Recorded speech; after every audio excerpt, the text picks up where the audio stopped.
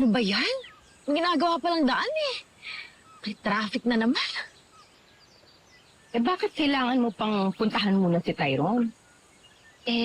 Gusto ko kasi sana siya munang makaalam tungkol sa tatay niya. Sasabihin ko na sa kanya ang lahat. Eh bakit hindi mo na lang pagsabayan si Tyrone at si Tali?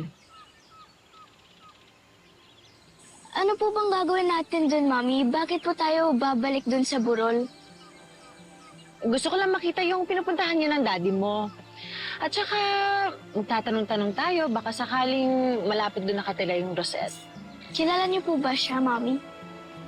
Oo, kilalang kilala. At isa siyang masamang babae.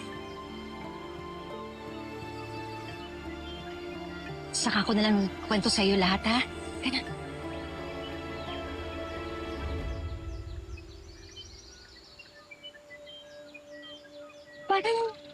Parang kilala ko yung batang yun. Talaga? Oh, ayun mo.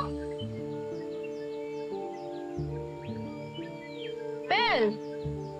Belle! Halika, puntahan natin.